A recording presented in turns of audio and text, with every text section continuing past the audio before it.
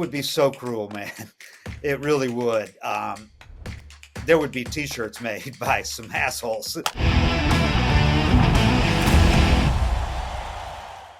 The Athletic's David O'Brien back with us on FT and co-host of the 755 Forever pod. Go check it out. For all things Braves, unfortunately, he's back with us because we learned that Ronald Acuna Jr. is done for the season. He tears the other ACL. He's had this injury before, and we see this on the other leg.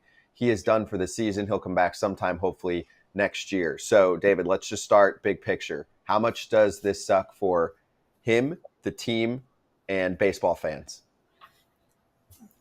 It sucks. Hey, but just to go back real quick, remember Bryce did get in a fight with a teammate too. It was a decade ago almost. Papelbon, remember? True. No, we remember. Paps talked about it a few times. Yeah, a few times. Yeah. Pap went after him, but yes.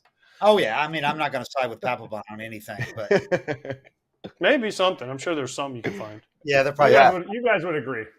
I think Harper probably snaps sometimes that kind of goes out of character, and I agree with AJ. You can't get kicked out in the first inning, but anyway, he's so popular that he can get away with things that other guys couldn't if they didn't like him. I mean, they'd be on him like they are Draymond. But with Ronald, man, it's heartbreaking. It really is. I mean, the kid obviously is a supreme talent. I mean, I've said before, he's the most talented player I've ever covered. I left Florida right before Miggy came up, so I didn't cover him.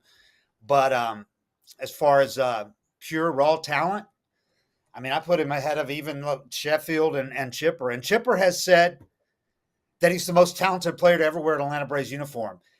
Now, I think people go, what about Hank? But that's latter-day Hank played with Atlanta. I don't think Chipper's saying he had more talent than Hank did when he was playing with the Milwaukee Braves. But regardless, it tells you how impressive this guy is when Chipper will throw roses at a guy like that. I think for Ronald's sake, though, it's just going to be so hard because it came out after his mom told ESPN reporter after the fact, a year later, that when he was recovering from the previous ACL surgery, he was crying, literally crying, like every day, worried about whether he'd be the same player again. So I know now he knows he can be the same player again, but how torturous is this going to be to go through this ACL rigorous rehab for the second time in 3 years? I mean, it's with a historic MVP season plunked right in the middle there. It's hard to find comparables. I think when he comes back, or for the Braves to get to that part of your question, he wasn't playing up to his standards, not even close, but he was coming around lately. And I don't think anybody had any doubts before long he was going to go on a tear where he carried the team like Marcell Ozuna has for the first 2 months, basically. I don't think anybody thought Ozuna was going to continue to play like he has for the first 2 months. But it's going to be hard for the Braves to cover it. I know yesterday they said for now the outfield is Kelenic in left, and Duvall shifts over. They were platooning in left. Duvall now shifts over to right field, and of course Harrison center. And that's fine. It's not. It's still a good outfield, but I just don't think you can count on those two corner outfielders to both produce and stay healthy, because that's been a problem for both of them, especially Duvall at this point of his career. He's had a wrist that he's injured multiple times, and he's one sliding catch attempt where that glove hand goes back from being out for the season. I mean, I hate to even say that because if it happens, I'm going to feel like I jinxed him. But that's just when he plays every day. That's how he tries to make those catches, and he's really susceptible to wrist injuries at this point of his career.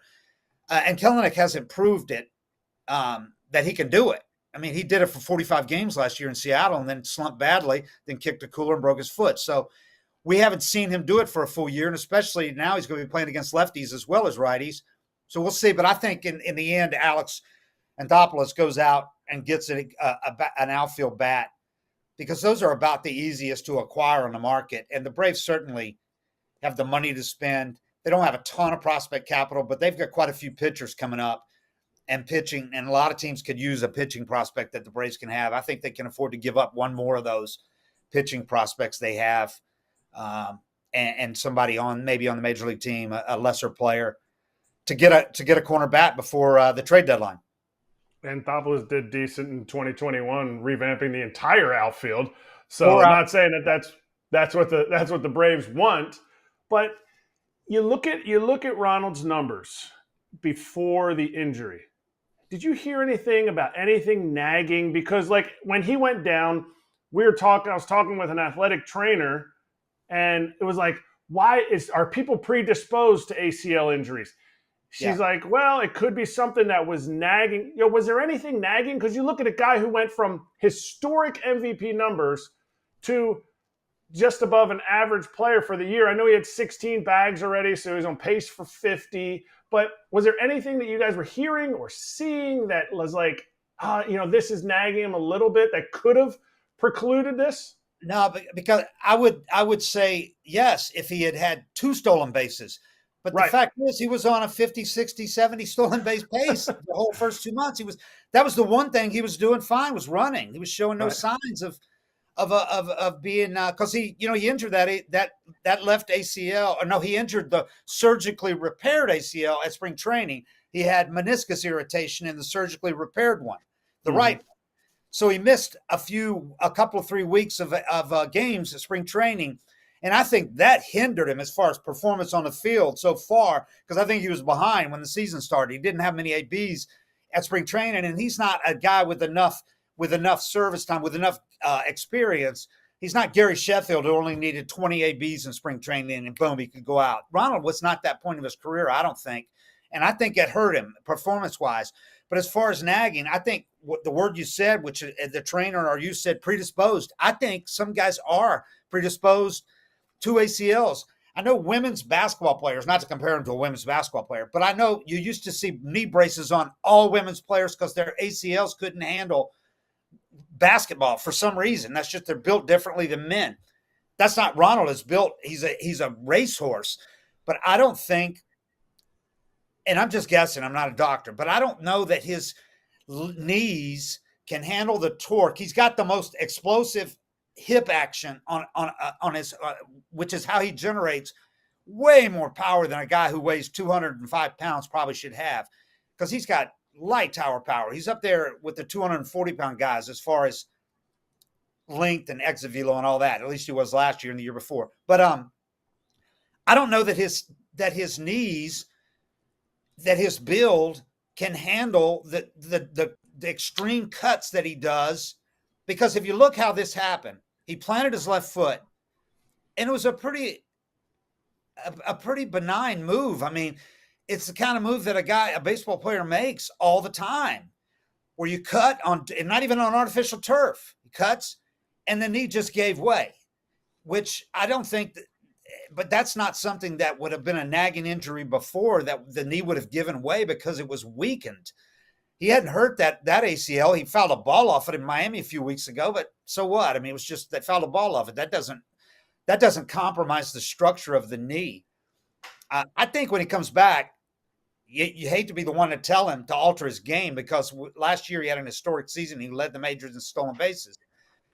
But I think you have to, for the bigger picture, for the greater good, he has to at least rein it in a little bit as far as the aggressiveness on the bases, because when he got hurt at spring training, that was also between second and third bases when he got caught in a rundown, and he just went back and forth in a meaningless February 29th split squad game with Minnesota, planting right foot, planting left foot. And with him, it's hard planting. He's not going about it kind of lackadaisical, going, I'm going to get in this rundown until you tag me. He was like, I can avoid getting tagged, which of course you can't almost ever, but he was going hard, and he irritated the right meniscus just planting his foot. So I think it's not worth it. The stolen bases are not worth it if you're going to lose a guy like that to a knee injury. And now that he's done each of the ACLs, I just think he's got to think about that when he comes back. And just, I know it's hard to when your instinct says go, but trying to steal third base off an unsuspecting catcher is not worth losing him for 100 games this year and being And it's probably going to take him some time to come back next year because remember the season after he came back from the previous one, he wasn't himself at all in 2022. Mm-hmm. He had fluid on the knee. At times had to get it drained. And he wasn't going to re-injure it playing on it, but he was going to have to deal with pain. And there were times he had to rest a few games, and he was never himself that year because he was always worried about it. He said he couldn't torque without feeling discomfort or being worried about discomfort in that surgically repaired knee for the entire year in 2022, and his power was diminished as a result. Hey, Dave, before we get into possible replacements and what the Braves are going to do and how bad it sucks that they've lost Strider and Acuna, what was Acuna doing on this play? Because I've seen this replay like 100 times. Was he like trying to steal when the catcher threw the ball back to the pitcher? Like, what was he doing? Because I was like, okay, maybe they were in a shift and the third baseman was way off the base, but the third baseman was kind of close. So has anyone actually asked him, what the hell were you doing? Yeah, he said he was timing the catcher and he was throwing the ball like lollipop back to the pitcher on the previous throws. But on this particular throw, he didn't. He threw it back more firmly. And that's when Ronald decided in his head, I can't make it. I'm going to go back rather than get thrown out. So he just planted his foot. And if you look, the weird thing was he planted his left foot and turned his back to the pitcher to pivot back the other way. Instead of you would normally just plant the right foot looking at the pitcher and run back to second, right? He pivoted and turned. And I think that's probably favoring the right knee, the surgically repaired knee, at least, in his mind, he's thinking, I don't want to plant with that right foot, the one he injured planting in a rundown in spring training. So he plants with the left and turns his back towards the pitcher to run back to second base. And when he turned, I think that put more torque on the left knee, turning his back towards the pitcher, and it just went out. I mean, you saw it was immediate agony. So it obviously, he said he didn't feel a pop, but it obviously popped. It obviously tore because he went right back on his back on the grass, and he's writhing in pain on the ground. So, but that to answer your question, yeah, he was going to steal third base when the catcher threw right when he released the ball to the pitcher. And like I said, it's not worth it, man. I mean, I just. All right. So what are the Braves going to do? They lost Strider. Obviously, Sale has stepped up big time. Is a Tommy Pham type in the cards for the Braves to like platoon with Kelenic? I mean, Michael Harris plays pretty much every day. Kelenic obviously hasn't yet in his career. I mean, what are the options for the Braves? I know you mentioned some of the prospects they have, but who is a realistic target that we would see? Because Alex Anthopoulos, he won't wait around. He'll be like, yep, we'll go get whoever. I think Pham is a guy that I thought they should have gone after in the past. I think he'd be a great fit in this clubhouse and all that. And obviously he's done it in the postseason, and they need a guy who's done it in the postseason. There are going to be some other couple of guys probably become available between now and the trade deadline. But some of the guys, like Jock Peterson, for instance, was their magic. It came in before and really brought something to the clubhouse as well as what he did on the field. But, I mean, is Arizona going to let him go right now? He's playing great for them. So people say, go get Jock Peterson. I'm like, okay, well, doesn't Arizona want it, Jock Peterson? So I don't know what the answer is. It's going to have to be somebody that's out of the wild card race, obviously. And that'll, I think, will – Alex, I agree. Alex operates fast. If there's somebody he has in mind and that guy's available, he will do it now.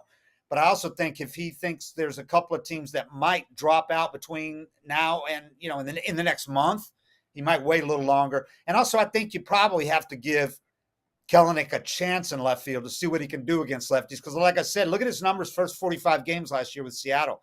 They were phenomenal. I mean, his OPS way over 900, hit 10 bombs, had like 30 extra base hits, 25 extra base hits in that time. So we'll see. I mean, so far this year, it's been lackluster. He's been working on his swing. He's a tinkerer, and he's been working on his swing a lot.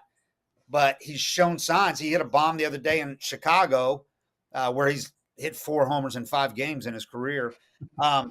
Duvall, I really like him a lot. I like Duvall, but like I said, he's always one catch attempt away from being out for the year. That's just at this point of his career. It's also asking a lot, I think, for him to play every day in the heat down here.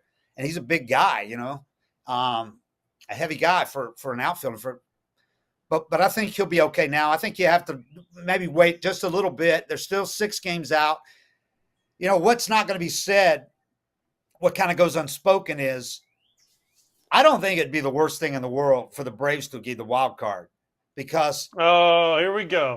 Here no, we go. Here we go with we had too much time off. Boo-hoo. Hey, facts are facts, man. The Dodgers and the Braves have sucked in the division series 2 years in a row with the 5-day break, and they've been the best team in the league. Is it just coincidence? Yes. Or how about their pitching wasn't that good in both times? Well, that's for sure.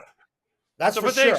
they had a week off to get healthy. So that is But the weakest. You know what, Dave? This is why you always got kicked out of the clubhouse for asking stupid questions and making stupid comments like this. This is why everybody wanted to talk to Bowman. Dave, I love that you said it because I spent my entire career with 5 days off, and that's why I sucked at hitting. So I would, well, as much as I don't agree with this statement, I appreciate you saying it because it makes me feel like I was a better player than I actually was. Hey, you know what I heard the other day? I heard when Snit made a comment at spring training. Snit's really usually guarded about what he says, but I think somebody asked him kind of a leading question. It wasn't me. And somebody about the break at the division series loss for second year in a row. And he actually, for the first time, mentioned publicly that the 5-day break he thought hurt him. And that I knew somebody that was in a Phillies clubhouse at spring training when they read that the next day in the papers.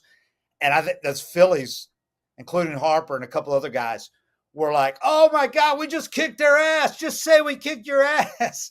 And they were like and they were saying, and I think I was told Harper said, anybody will take that 5-day break over having to play the wild card series.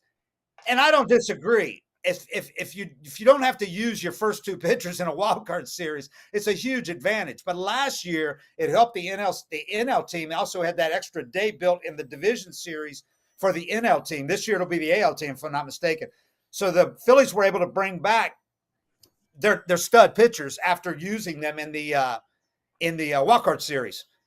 If you don't have that extra day in the division series, that eliminates one of those guys until like the 3rd or 4th game of the division series. But anyway, you could argue all day about the break, but until somebody comes out, one of the better teams comes out raking in the division series after having a 5-day break, I think you're going to have people insist that it does not help.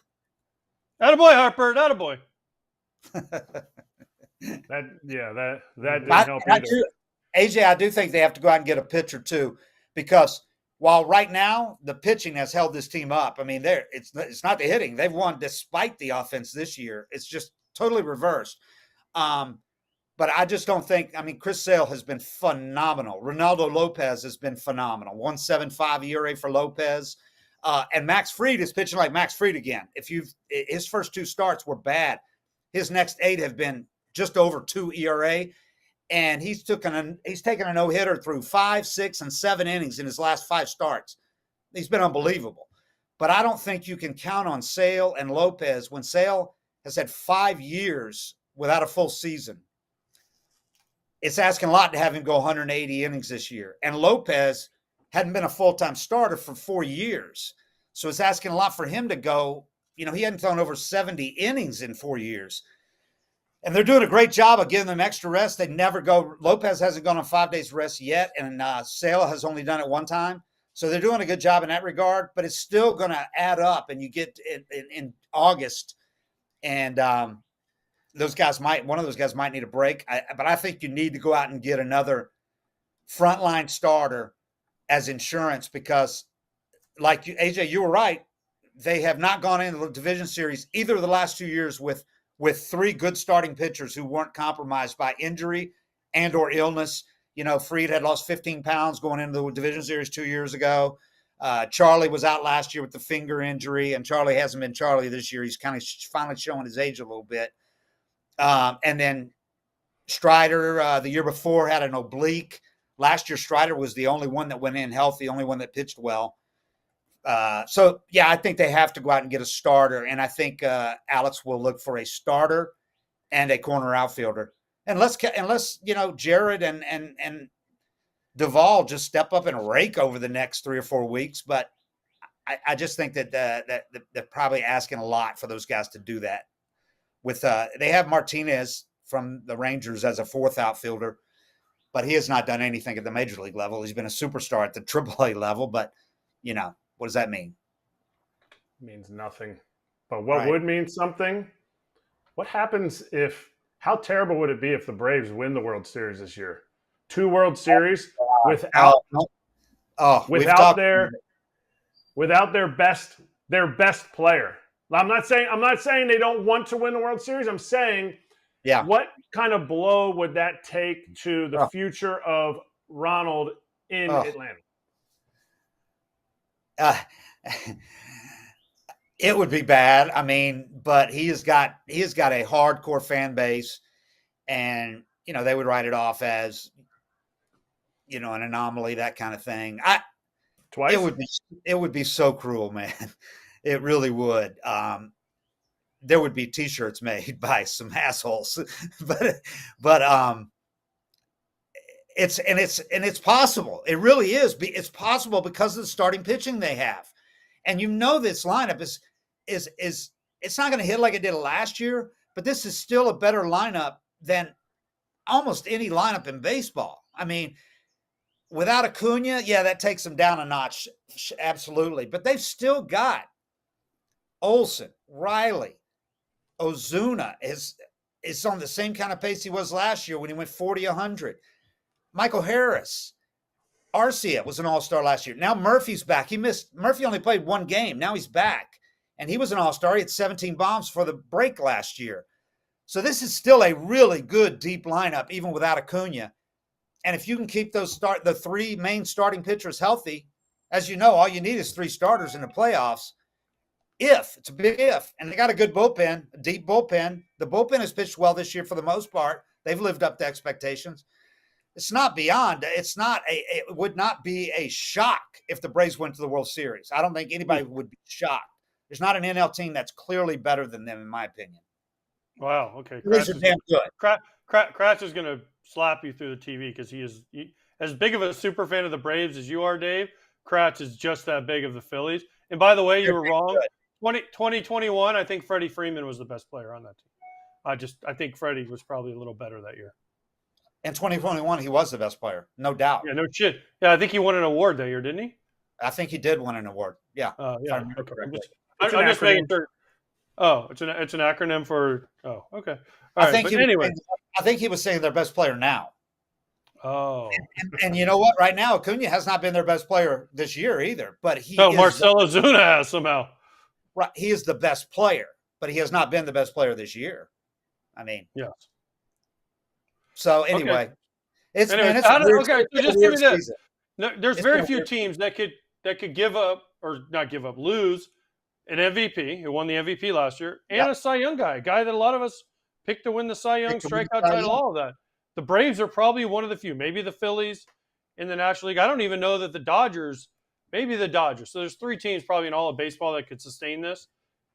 Do you think the Braves are going to the World Series? Kratz thinks the Phillies are going to the World Series. I didn't say I think they're going to the World Series. I think you guys make a bet. I did not say they're going to the World Series. I said it wouldn't be a shock if they did. I did not pick them to go to the World Series. I think you guys should make a bet. I'm not doing that. There's the confidence factor. Yes. There you go, Atlanta. Get concerned.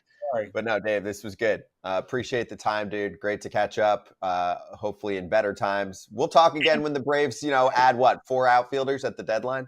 Yeah. They only need to add 1, I think. A good one. I wanted to be on the Angel segment, man. I had a great Angel. Tell it. Well, I was covering Andre Dawson in his last year with the Marlins. Remember, Andre played 1 year at the end. He was 40 something, 40 or 41. Anyway, he played 1 year with the Marlins. One of the nicest, coolest guys I've ever been around. Love the guy. Totally respected, as you guys know, and totally revered around baseball. He was playing on knees that were barely connected at that point. He's had to have them both replaced, I think, since then. But he had to get them wrapped up for an hour before and do all kinds of treatment and everything just to go out and pinch hit. He didn't even play much in the field a couple of times. But anyway, Angel Hernandez behind the plate. Andre Dawson, sometimes when he'd miss, when there'd be a called strike on him and he wouldn't swing and he realized it was a strike, he had this cue that he would give it himself. Hawk would get the bat and kind of point to the spot to tell himself it was just what he did. He just did it. If you go back and look, he used to do that. Well, Angel thought Hawk was showing him up. So Angel said something like, get in a box, or I might have said shut up. But anyway, Hawk said he disrespected me. And Hawk turned to him and said, what? And this is in the batter's box. And Angel said something again, and Hawk said something to it. He threw Hawk out of the game. And Hawk said, it was all I could do not to punch that man. Andre Dawson was, like I said, man, he was the calmest, gentle giant until you provoked him. And then he was not a gentle giant. But that was the day that I knew Angel Hernandez had his own agenda. And it was the epitome of the ump show, in my opinion. Because you did not do that to Andre Dawson at any point in his career, but certainly not at the very end of his career. Showing up Andre Dawson. That was just, you didn't do it. And he did it. Well said. Disrespectful. Way Don't too often. Man. Yeah, disrespectful to many players, to the game. So it is a good day in baseball. Right. We're not going to have to talk about it as much, but that was good, Dave. There are hundreds of stories. So that's one I hadn't heard. Appreciate it, man. Good to talk to you, all right? All right. We'll see y'all later. Hey, Okay. go get on your See you, motorcycle and hope they can beat the Nationals tonight. I'm riding to the park today. It's perfect here. I figured. There you go. Yeah, it's a I good figured. one. Don't forget your helmet. And I'll take it in the clubhouse. Exactly. Put it on my chair so I can't sit. Never done that. Like, put it on my chair so I can't sit down. All right, Dave. Cheers, Dave. See you soon, bud. Hey, everybody. Be sure to like and subscribe for more content. We're back here every weekday, all year long, so do not miss an episode. The videos are coming in all day. Here's another video you might enjoy. Baseball the way it should be covered.